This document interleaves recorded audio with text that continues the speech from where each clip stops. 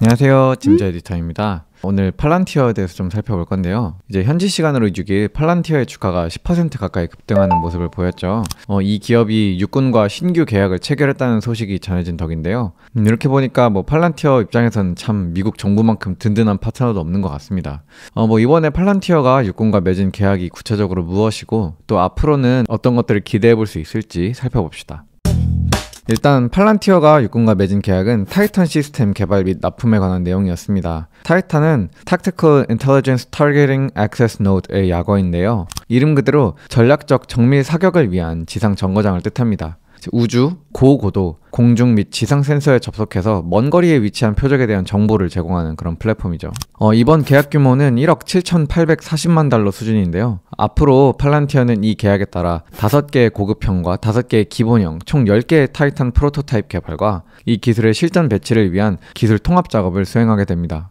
신규 계약을 맺은 것은 분명히 좋은 일이지만 한편으로는 그렇다고 해서 주가가 하루 만에 10% 가까이 오를 정도의 일이었냐 물으면은 또 물음표가 찍히는 것도 사실인데요.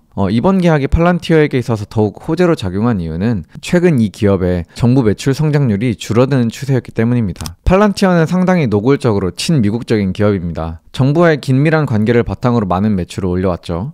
그런데 미국이 아무리 부유한 국가라고 한들 결국 국가 예산에는 한계가 있는 법입니다.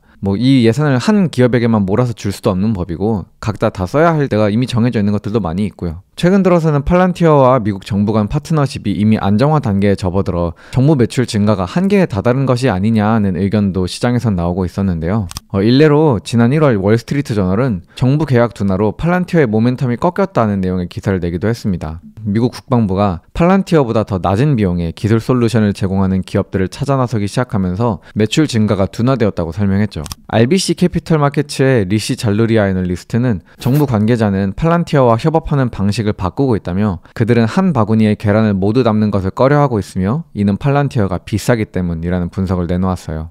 이런 상황은 팔란티어의 실적에서도 고스란히 나타나고 있었습니다. 지난 2월 팔란티어가 발표한 2023년 4분기 실적만 보아도 총 매출이 전년 동기 대비 20% 늘어난 것에 비해 정부 매출은 11%, 특히 미국 정부를 대상으로 한 매출은 고작 6%밖에 늘어나지 않았었죠. 지난 몇 개 분기 동안 이 성장률이 꾸준히 줄어들어 온 겁니다. 다만 너무 앞서 걱정하실 필요는 없는 것이 팔란티어는 둔화되는 정부 매출 증가를 벌충하고도 남을 정도로 상업 매출을 빠르게 늘려가고 있습니다. 매출 포트폴리오에서 정부 의존도가 낮아진다는 점에서 상업 매출의 비중이 늘어나는 것은 오히려 긍정적인 소식이고 덕분에 실적 발표 이후 이 기업의 주가도 급격히 뛰었죠.